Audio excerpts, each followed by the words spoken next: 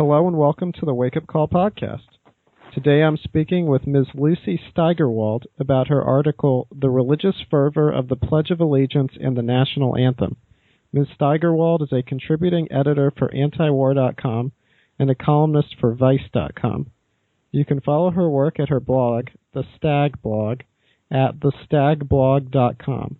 You can find her on Facebook under The Stag Blog and on Twitter at Lucy Stag.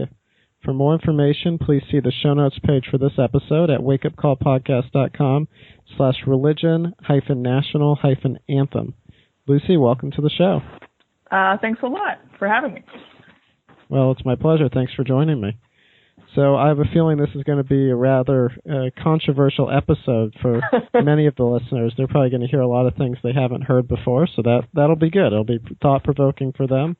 And for some, it probably won't be quite as controversial, but let's just get started since we'll be discussing this article, and I assume a lot of the listeners have not read it, with an overview of the article. So what would you like to say about the article at the start?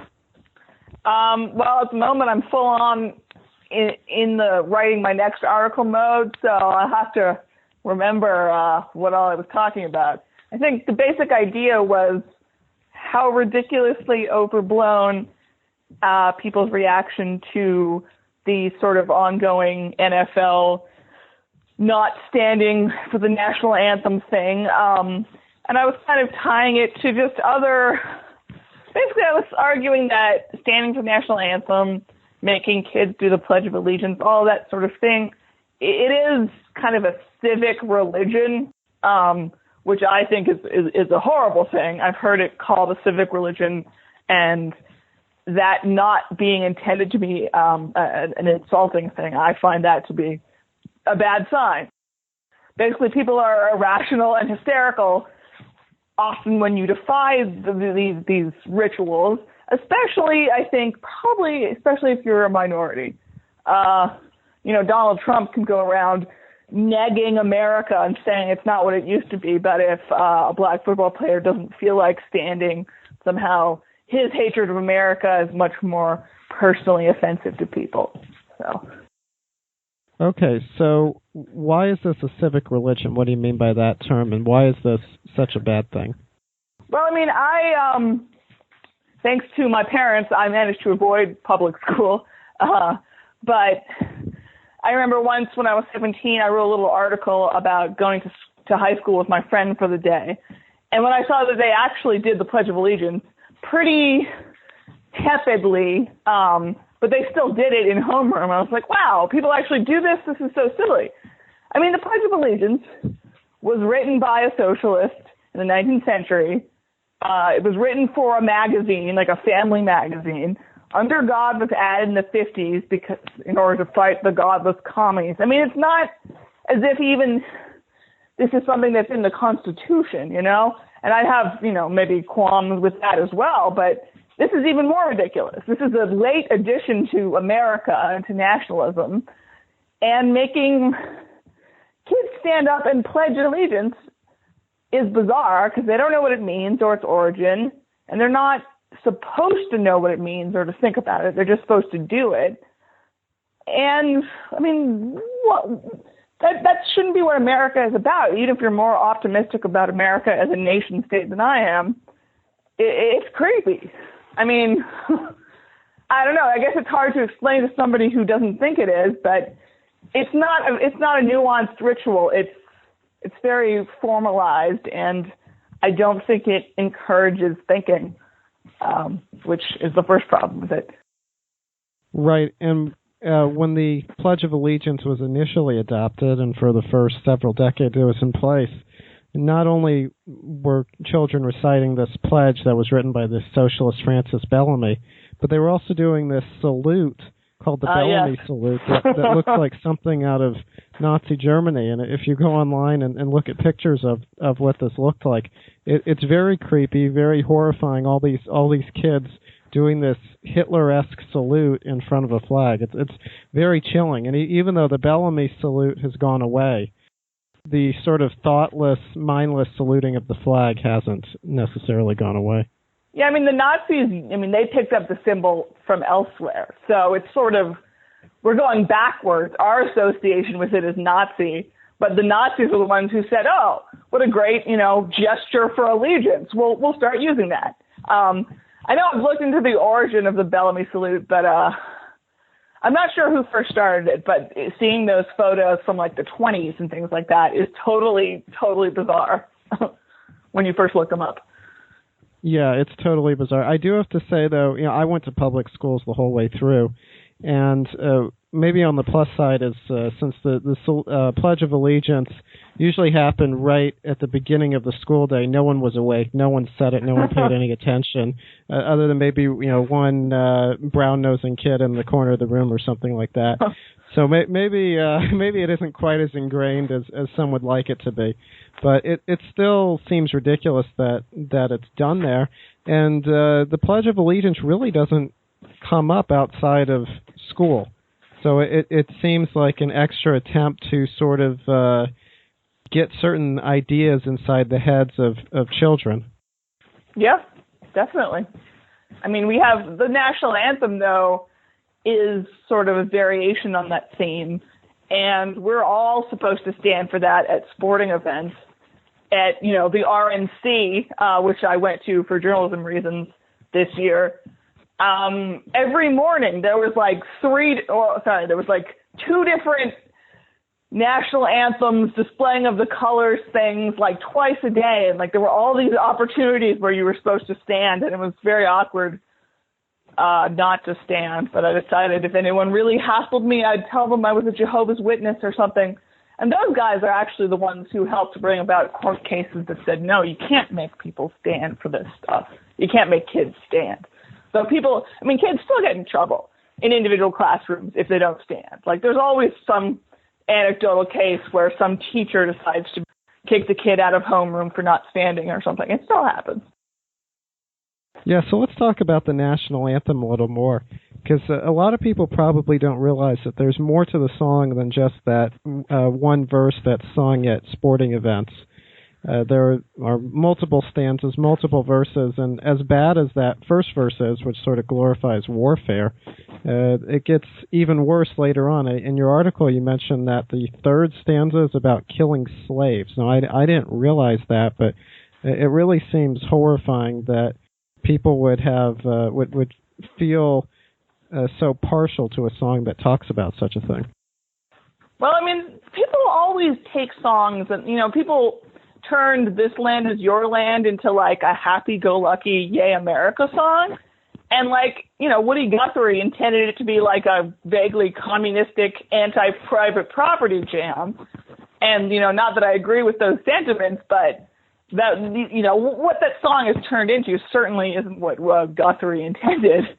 The National Anthem, I don't know as much as I should about the War of 1812. I kind of skipped that a little bit in my historical knowledge, and people have argued that it's not necessarily blatantly about killing slaves. I don't know, but everybody agrees that the sentiments in that third stanza aren't great, and they sort of deal with the people who ran off to join the British in the war between the U.S. and Britain in the War of 1812, because they were promised their freedom if they helped the British, which seems like a really solid offer.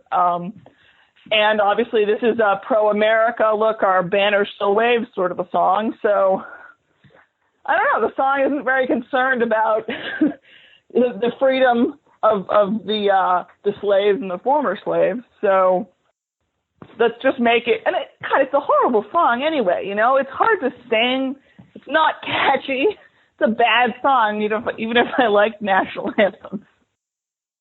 Right. Now, why is the National Anthem played at every single sporting event? You don't see it played maybe you do see it played at some concerts, but you don't see it played at every single large public gathering. But for some reason, sporting events you see it, and it might make sense to me if you're having a sporting event like the Olympics or the World Cup, right, whatever the merits or lack of merits might be for those, it might make a little more sense there. But why is the National Anthem played at basically every sporting event? It seems like an odd practice.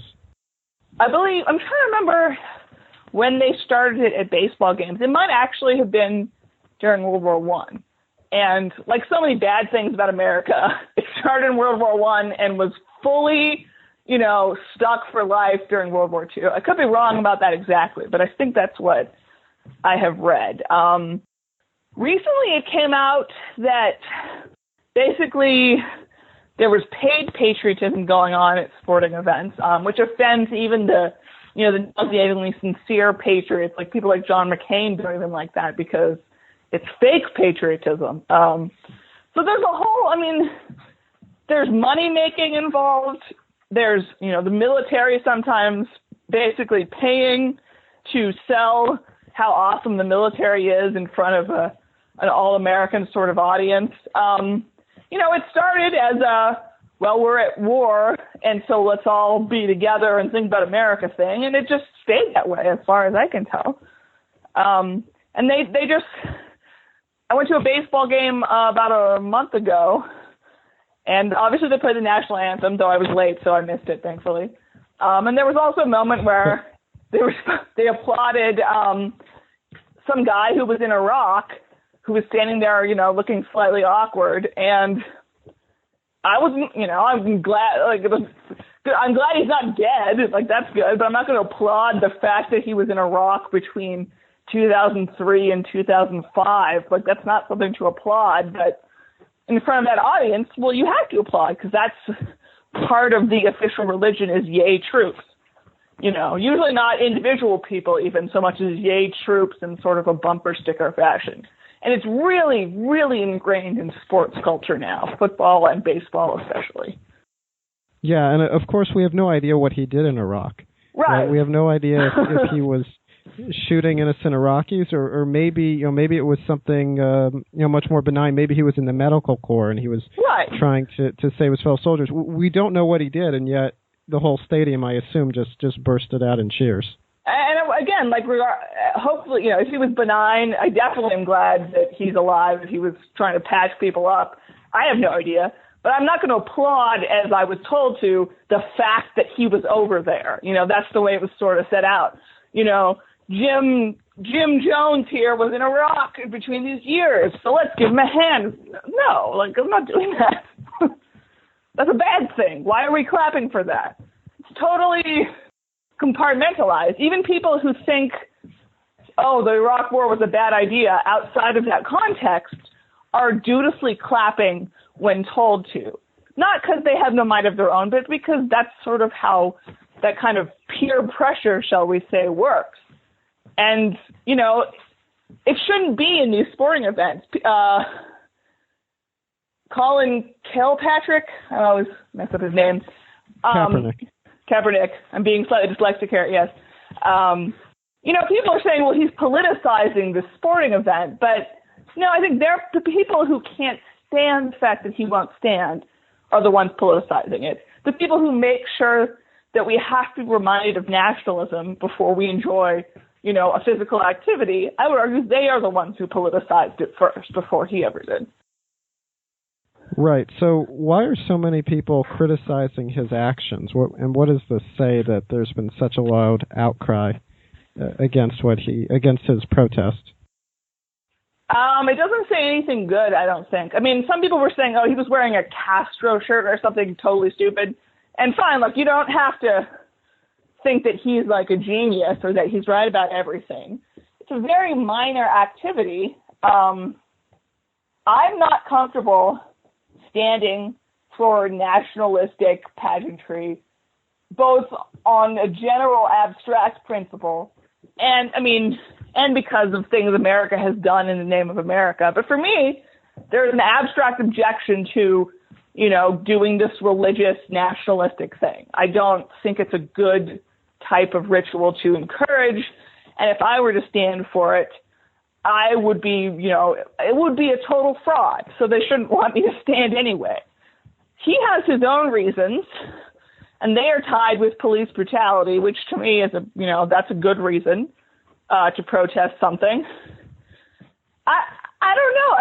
People get mad when you protest, but as I said earlier with Donald Trump, there is this element of certain people can criticize America in certain ways, but a sports guy pointing out police brutality and some institutionalized racism, there's something that rubs people the wrong way. They think that it's being thrown in their face. But I did read that until like 2009, the players weren't even visible to the TV cameras while the national anthem played. And they started doing that more for patriotism-y type reasons. So, I mean, before 2009, he could have been in the locker room doing this, and it wouldn't have become quite as huge news. They act like it's being thrown in their faces when it's a fairly subtle thing. But people are really offended if you don't stand because, I don't know, I mean, they're offended in the same way they're offended if you criticize America, troops, the flag. The flag's a whole other one. I mean, it's a very similar sort of diluted religious thing. And I don't know how to criticize it. The problem is when you criticize it, people get very angry, offended. And I don't know that it really helps the cause of trying to kind of dismantle the sacred cows. But I don't know how else to do it, you know, because I don't think perpetuating these rituals is doing anything. So how you actually sort of remedy this is difficult. I think not standing is a fine start, though. Right, and of course symbols mean different things to different people, and the flag in large part is a symbol, but there's just something very odd and seemingly unhealthy about the religious fervor that surrounds it.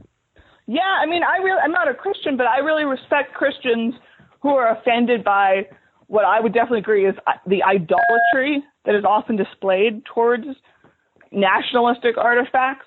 I know some, Christian anarcho-capitalist, Christian libertarians who are really like, this is not my holy symbol. I don't know about you guys. I don't want talking about our troops in church. I don't want, this is not the symbol that I signed up for. And it's true. People argue that, symbols do mean different things, but the way they're presented is rarely nuanced. War, take war. War is not something that belongs on a bumper sticker that says support our troops. The flag is a rectangle of cloth that could mean all sorts of nice things, like how much I like Montana and New York City and, rock and roll and like nice things that have happened or occur in the geographical area known as America. But to most people, it doesn't mean that. It's both too abstract and too specifically sort of ruined by what it's been used for. There's this great Onion article about American flag recalled due to causing like 280 million deaths or something. It's a very good Onion article. It's just, I think that some people like this feeling of solidarity that nationalistic symbols and rituals give them.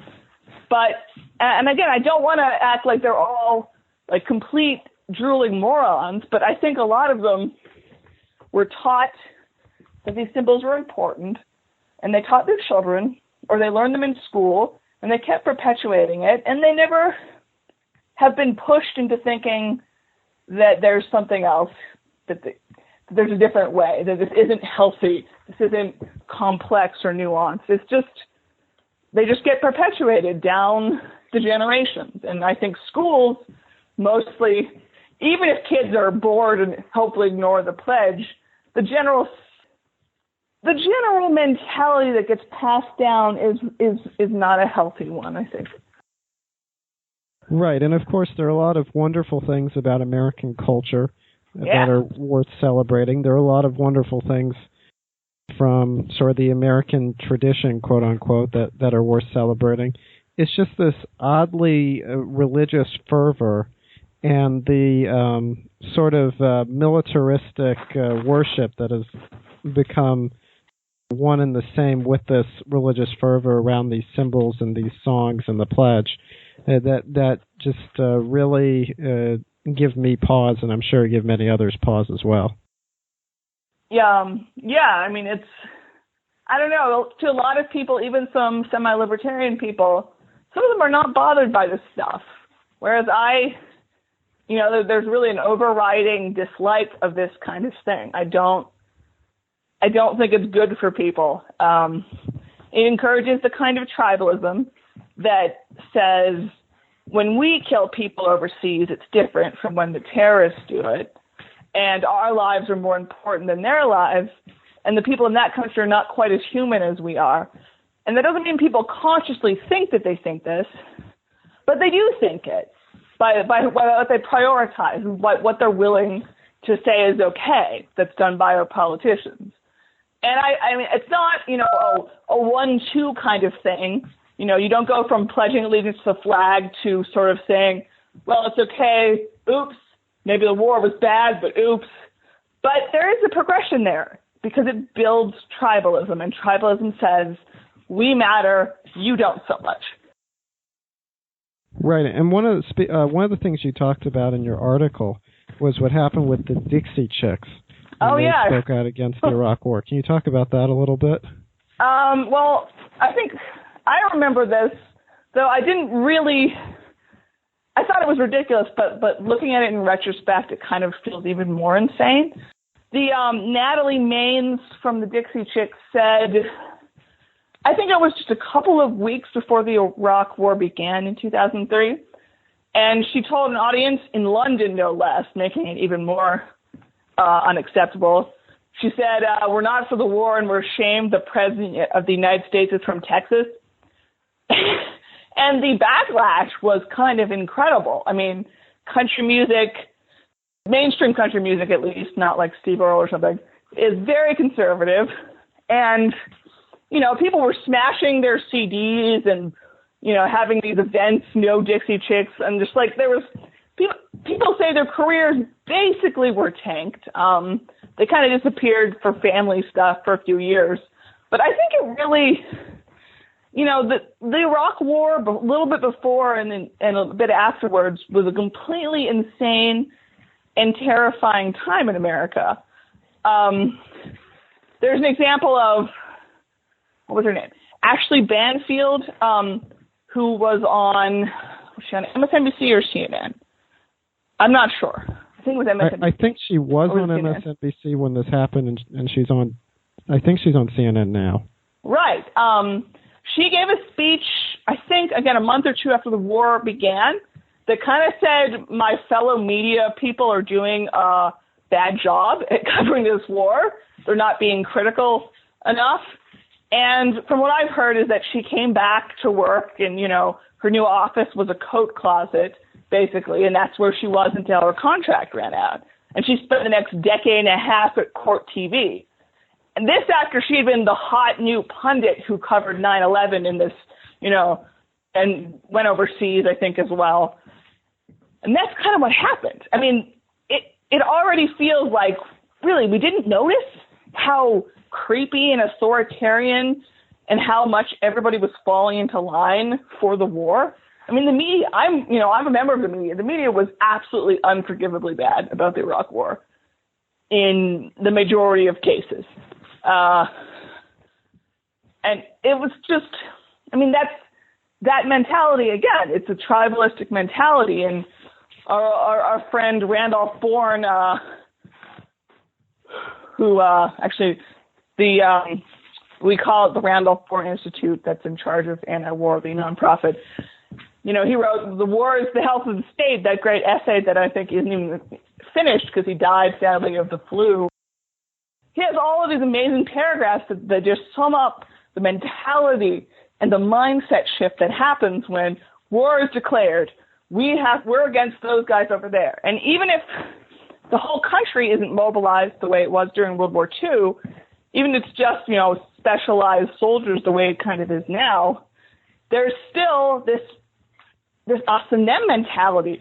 And the U.S. government blatantly builds up propaganda. I mean, they put people on TV, they planted editorials, they lied, and mostly people were for it.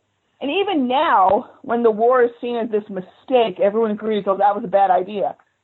They don't really care. I mean, again, that's the problem with nationalism. The kind of nationalism that comes out of these rituals is that it says, oops, are bad is an acceptable response to a war that caused a civil war that killed like 500,000 people and basically gave us ISIS.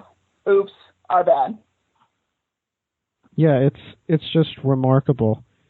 But what can be done to push back against this? Is there any reason for optimism that this might change? Because again, just to reiterate, and I do want to make sure that everyone is clear on this distinction, at least the distinction that I'm making here, is that my criticism of these rituals of the National Anthem, Pledge of Allegiance, the flag, and where they are now and what they've become is largely because they've sort of become symbols and ways of almost eliminating criticism of America, of the U.S. government, and of U.S. military activities, and that's the dangerous part, and that's what I am criticizing here.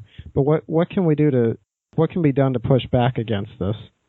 Well, that's the question, and, I'm getting a bit ranty here, as you and the listeners can probably tell. And I don't know, because, there's been such a strong backlash to this fairly subtle NFL protest. People are very easily offended. People are very offended when even soldiers criticize other soldiers. I know a few soldiers who became very anti-war because they saw it firsthand and said, no, thank you. And, one of them insulted Chris Kyle, the late sniper, subject of American Sniper. And he got a bunch of, angry, like even as a former Marine, this guy can't insult a soldier because there's this delicacy about them, which is strange because they're usually treated very poorly by the bureaucracy that urged them to go off to war in the first place. But again, I don't know. I mean, this is something I struggle with anti-war because, I'm gonna not sit at a sport. I'm gonna not stand at a sporting event or at the RNC. But, I don't announce it to the room. I just kind of sit there, admittedly feel uncomfortable, and hope nobody notices or gives me a hard time about it. I think, like anything else, you just have to talk about it, and you have to say that just because someone doesn't like these rituals doesn't mean that, they're a secret communist or they don't like the First Amendment or a few other things or, some of the sentiments on the Constitution.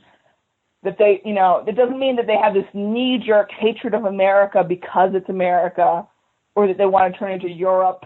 It just means that on my part, I'm an anarchist, but I still, I'd rather live in America than a lot of other places. And I think my feelings about these rituals are more nuanced than the people who do them and aren't worried about it. They're not all, the people who were smashing Dixie Chicks albums after Now Remain said that. Some of them are pretty average and not worried about it. And some of them, I think, are annoyed when they're urged to think too hard about this. Like, it bothers them because they don't think it's a big deal. And I don't know how to try to gently say maybe it is a bad thing. Maybe we shouldn't do that without them thinking, it means I want to blow up America and move to the Soviet Union or what have you. So I have no good answer except sort of ranting on podcasts and trying to write things and not standing because I think that the symbols mean something, and a lot of the most ardent supporters of the national anthem and the flag would agree. But they're saying the symbols mean everything they like about America, which can include the military. And I'm saying that, to me, not only are the bad things about America too powerful for me to feel comfortable seemingly participating, but again, to me personally, nationalistic symbols are best done away with, which is a slightly perhaps more out there viewpoint, but I don't want a one world government in the conspiratorial sense by any means. And I certainly like some things about America, but I just think at the end of the day, nationalism is a bad thing. Patriotism is not a good thing. at least not, liking certain aspects of certain cultures, countries, geography, anything like that is fine. I think patriotism and nationalism are more about standing by your man in the Tammy Wynette sort of, I don't care if my country beats me or beats other people, I still stand by it sort of way.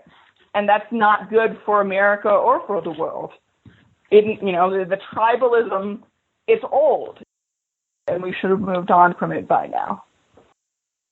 Yeah, and a point you made in there, and people who support this sort of blind nationalism, blind patriotism, they love trying to do this, where if you criticize something that the U.S. government is doing, or you criticize something about America, then they say that, oh, well, you must be, a secret commie, as the example you gave, or you're pro-Russian, or George W. Bush famously said either you're with us or you're with the terrorists. Right. They try to make it into this dichotomy of good and evil, and it's something much more nuanced than that, where we can be, all behind many aspects, many wonderful aspects of American culture, supportive of many wonderful things about the American tradition, about American history, about the American way of life. There are many wonderful things about living in the U.S., but just because there are wonderful things about American culture and living in the U.S. and so on and so forth, that doesn't mean that we need to just have this blind support for anything that goes on in the U.S., for anything the U.S. government does or says. Those two things don't go hand in hand. And these symbols have become a way of pushing this blind nationalism and this blind patriotism, and that's really where the problem lies.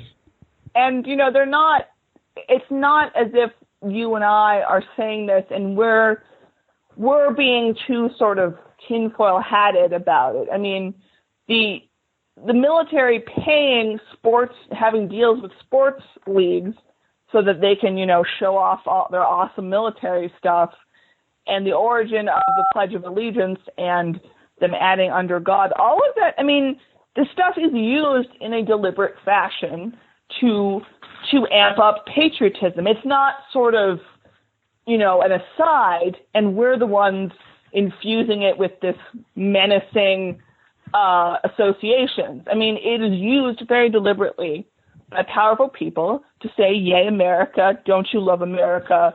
We're in this together." Not in like this in this necessarily malevolent way, but in a subtly malevolent way. It's powerful people want you to love America, and they would prefer you to roll up your sleeves and get down to business when they want a grand giant domestic program or a brand new war. They want you to be okay with it.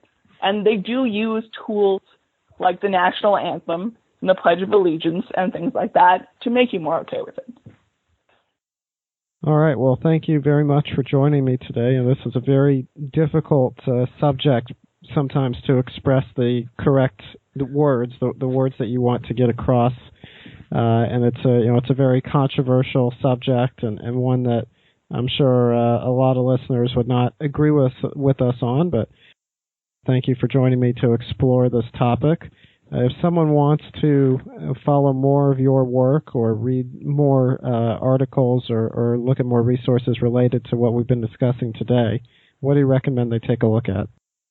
Well, antiwar.com is a great resource, and they're good because they have some original writers, but they also repost basically the best anti-war critical stuff from across the world, left-wing, right-wing, libertarian, moderate, anything that sort of fits that bill. I'm not really a Vice columnist anymore, to correct your earlier biography, as much as I appreciate the plug.